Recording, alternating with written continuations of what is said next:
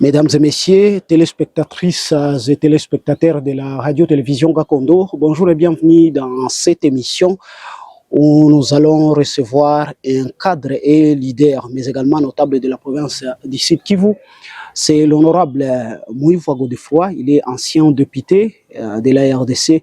Aujourd'hui, nous sommes avec lui ici à Kamanyola. Honorable, bonjour. Et bonjour, cher ami. Oui, vous êtes à Kamanyola. On voulait savoir d'abord, vous êtes ici dans quelles circonstances? Je suis là dans un cadre tout à fait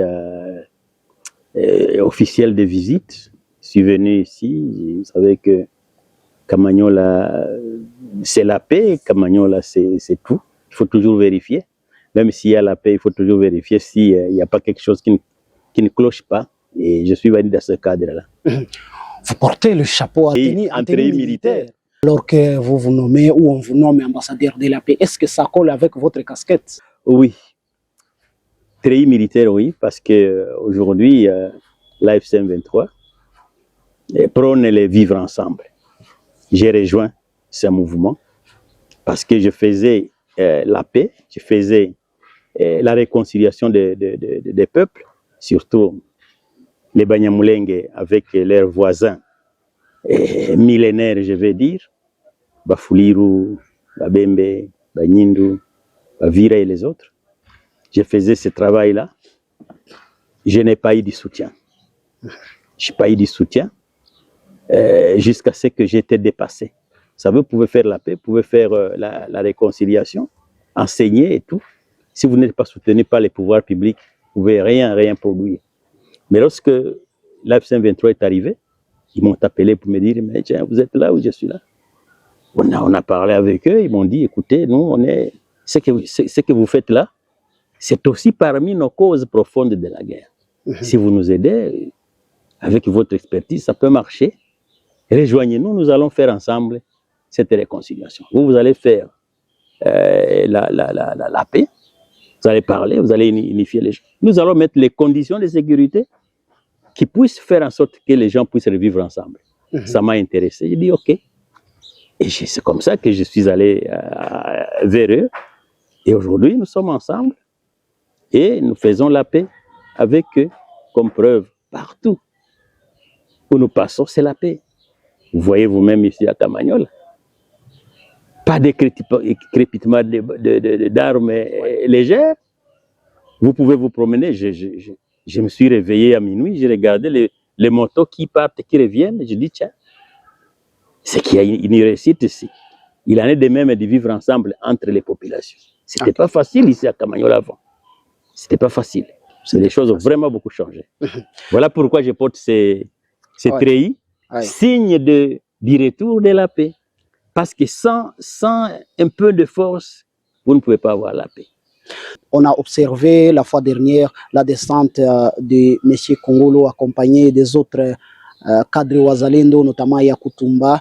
Et après, le chef de l'État, Félix Tshisekedi, il a fait une sortie médiatique dans une conférence de presse où il a apprécié cette descente de Kongolo.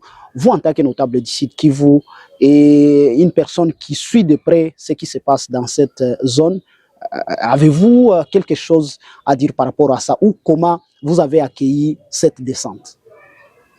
J'ai vraiment mal accueilli cette descente-là de Kongolo, notre frère Kongolo, il faut le dire, parce que nous, on est partisans, on est artisans de la paix. Tout le monde est frère, jusqu'à preuve du contraire. Il faut les appeler pour entrer dans l'ordre des choses. Kongolo, notre frère, Yakutumba, notre frère, ils sont arrivés à Ibogobogo. Pour ceux qui ne le savent pas, Ibogobogo, c'est une localité, un village, un grand village qui rassemble à peu près 6, 5 ou 10 villages tout autour, et qui est à 20 km plus ou moins à l'ouest de la ville de Barak, dans les moyens plateaux. Alors, ils sont arrivés là-bas. Ils seraient arrivés pour la pacification, faire la paix avec les Banyamulenge. Ouais. Et j'ai suivi, c'est vrai, ce qui s'est passé, du moins un extrait des Munyamulenge qui parlaient, qui exigeaient qu'il y ait la paix, tout ça. Et il n'était pas aussi tendre, les gars. Il a parlé quand même de manière non complexée devant Yakutumba. Et les réponses que Yakutumba a données, etc.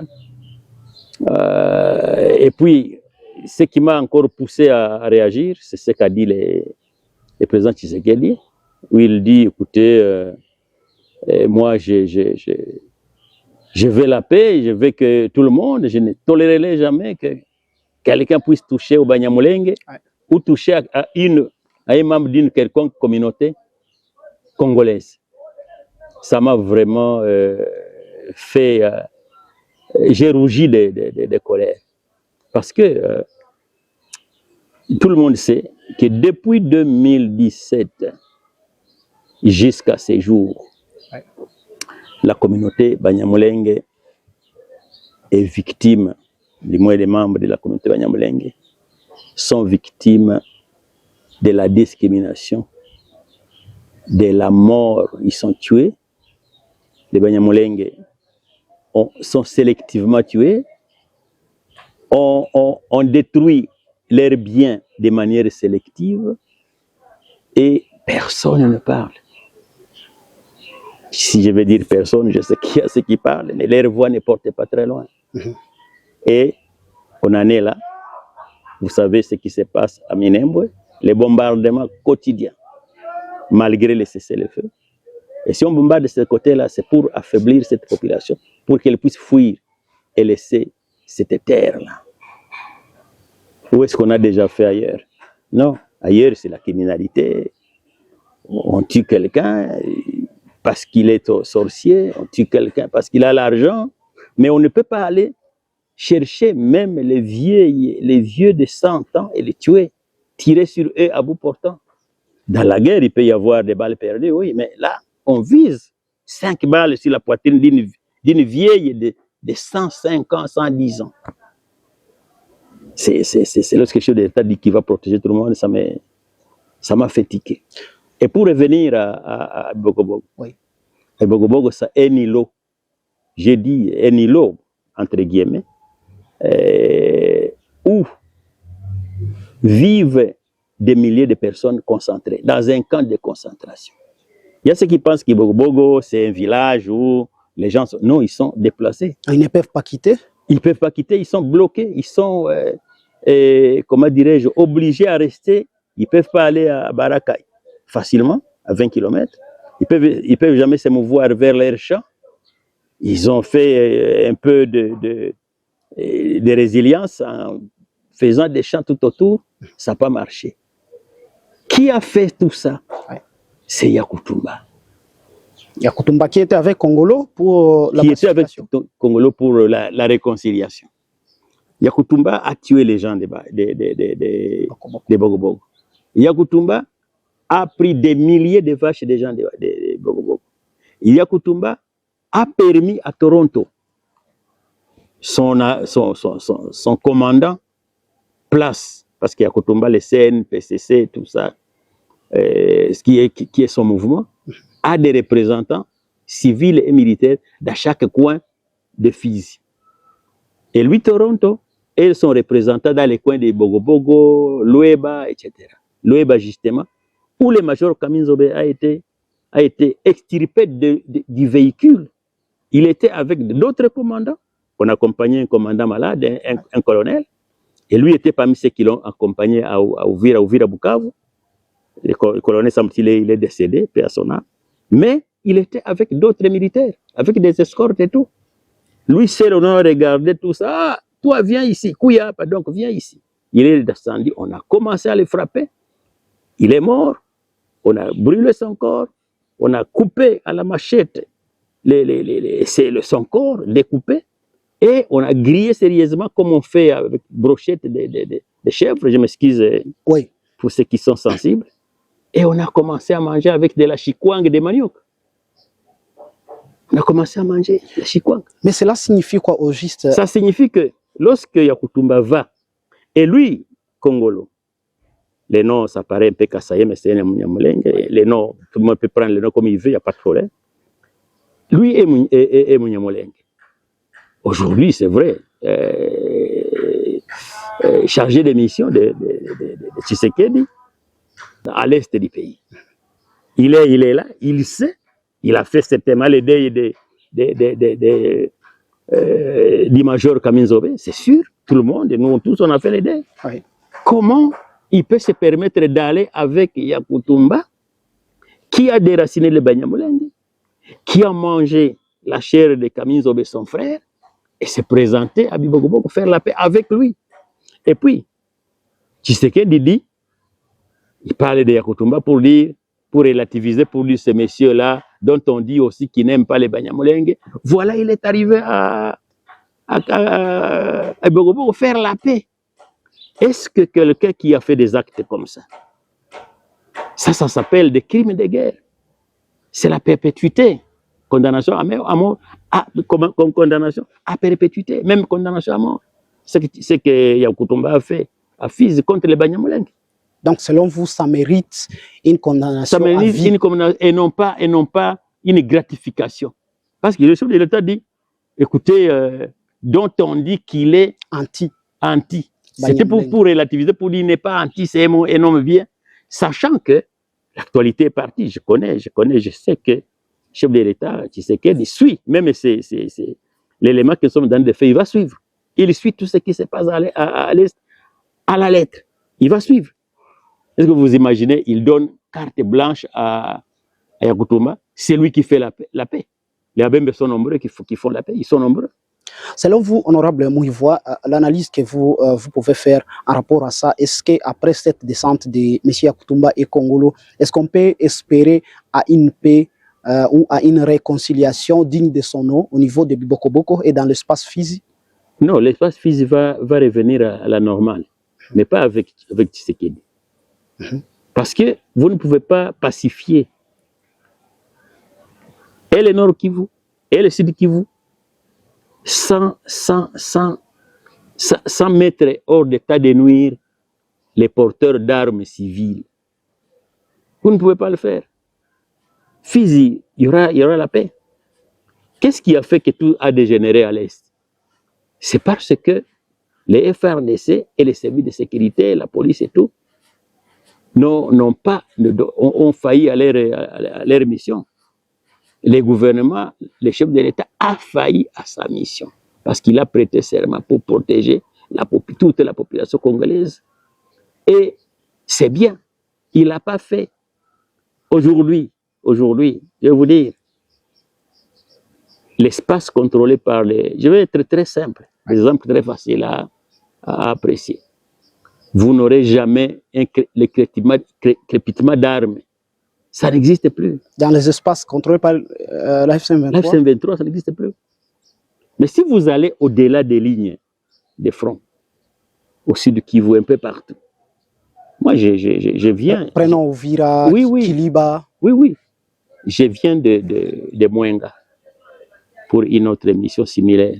Mais il faut voir là-bas, c'est la paix.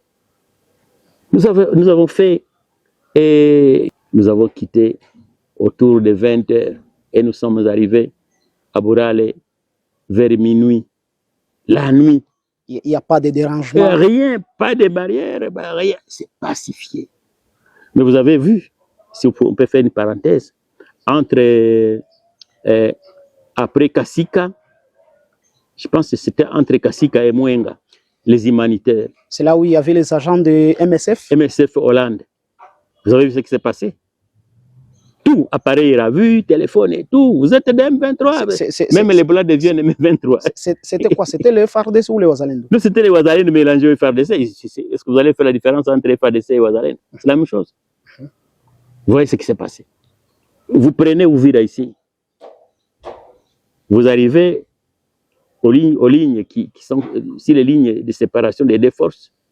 De l'autre côté, vous pouvez partir d'un point jusqu'à Bukavu. Pas de barrière. Aucune barrière. Mais de l'autre côté, chaque personne à bord du véhicule paye 5 000 francs, l'équivalent de 2 $, plus, je pense, 10 $ de transport, ça fait 20 $. Et cela donne quoi comme message?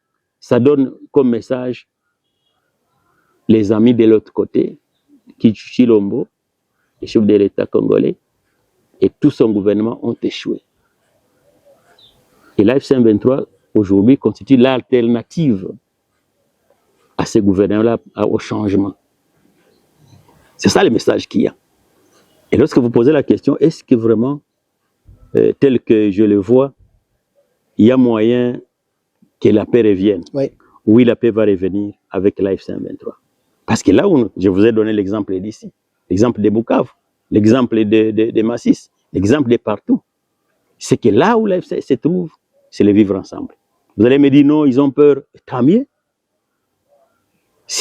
Écoutez, sans la force publique, les pouvoirs publics doivent avoir la force suffisante, l'armée, la police et les services de sécurité, pour imposer la paix. Vous ne pouvez pas aller à l'église prier, Dieu, tout ça, donnez-nous. Oui, Dieu va amener la paix par les hommes. Et ces hommes-là, c'est l'armée, la police bien organisée.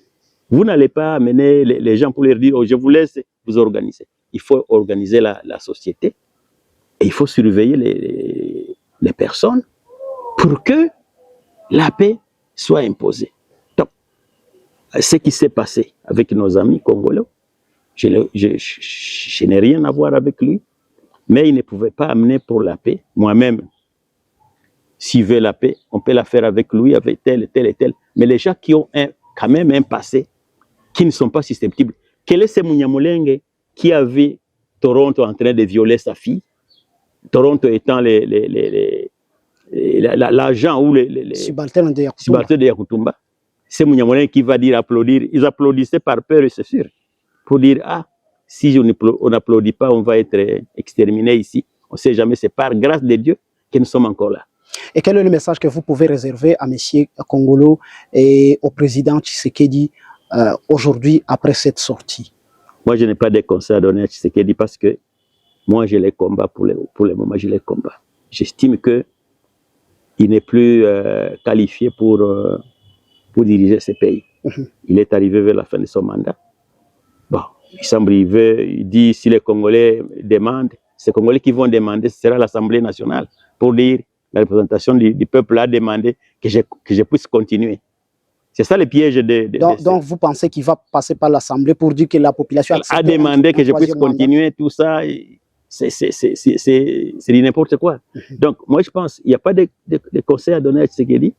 Par contre, je donne conseil à mon frère Kongolo. Il est encore jeune, j'ai appris qu'il doit être peut-être de 84 ou quelque chose comme ça. Il est dans la quarantaine, il est encore jeune. Il a une communauté. Je ne dis pas qu'il puisse s'accrocher seulement à sa communauté, il doit s'accrocher à tous les Congolais. Oui. Mais ce qu'il doit faire, c'est d'éviter. Il doit éviter de sacrifier sa propre communauté. De sacrifier une communauté, par exemple, des Bafuliru, des Babembe, des Bakongo, des Baluba. Il doit rester ferme. Il doit éviter de pactiser avec ceux qui ont déraciné, ceux qui ont tué ses frères. Ce n'est pas du tout bon. Kongolo, je ne lui demande pas d'aller démissionner, mais il y a des missions, il peut dire non. Mokonzi, ngana kokende kunate. Chef, je ne peux pas aller dans ça, parce que Yakutumba là, c'est un criminel de guerre. Si je marche avec lui, ça ne va pas donner des résultats auprès de mes frères. Ils vont accepter parce qu'ils les voient, il est fort, mais ils ne vont pas accepter. J'ai déjà les réactions des gens de Bogobog. Tous les Banyamulenge connaissent mon Ivoire. Ils m'appellent pour dire, écoutez, il y a ça et ça et ça. Je dis oui. Qu'est-ce que vous allez faire? Peut-être que demain, s'il y a les dialogues, mais Chilombo ne veut pas de ça. S'il y a un dialogue, ça va changer. La paix va revenir. Je sais que moi, je donne toujours espoir aux gens.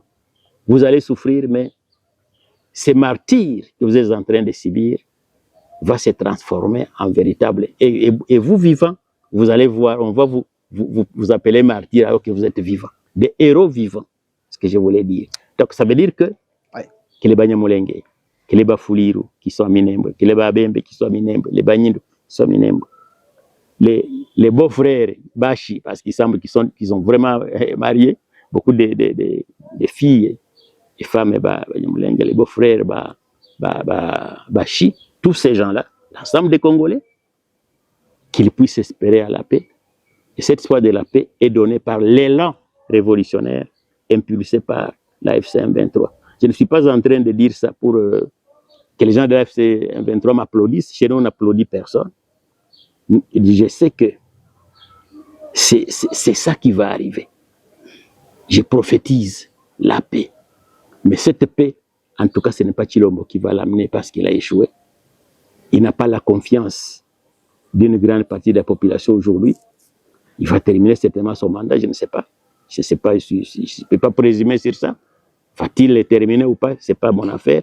Mais au-delà de 2028, ce ne sera pas possible. Et penser qu'il va revenir, lui, encore imposer la paix ici, ça n'arrivera pas. Ce sera la guerre totale qui va éclater. Donc, moi, j'estime qu'il n'est plus en mesure de ramener la paix.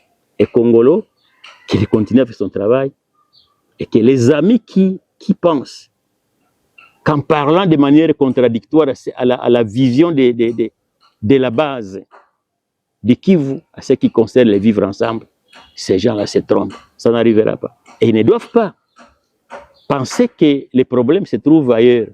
Au Rwanda, en Ouganda, je ne sais pas moi, ils essayent de relativiser pour montrer que, écoutez, s'il y a des problèmes, ça vient du Rwanda, ça vient de l'Ouganda. Non, les problèmes sont ici à l'intérieur.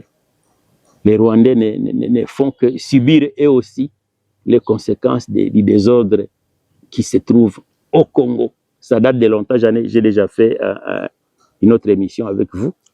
Tout vient du Congo. Si vous parlez de 64, vous partez de 1963, la guerre de Kanyarwanda, ça n'a pas eu lieu au Rwanda, c'était au Nord Kivu. Si vous allez en 96, on va dire que c'est venu du Rwanda, mais les causes sont congolaises, etc., etc., jusqu'aujourd'hui. Tous les théâtres, les causes, c'est nous-mêmes. Les causes profondes du désordre à l'Est, ce sont les Congolais. Ce sont les Congolais qui doivent se dire, arrêtons avec ça. Cessons d'être les dindos de la farce du monde entier, de l'Afrique et des autres pays des Grands Lacs. Et voilà, c'est par ici que nous allons mettre un terme à cette émission de l'analyse de la situation sécuritaire. On s'est fixé aujourd'hui sur l'aspect ou la descente de la délégation venue de Kinshasa, composée par Kongolo et Yakutumba qui était venu de Fizi. Nous avons reçu dans cette émission l'ancien député, il est notable du Sud Kivu, Muhivwa Ngwebo Godefroy, il est cadre du mouvement AFC M23. Alors, merci de nous avoir suivis. Au revoir. Merci beaucoup.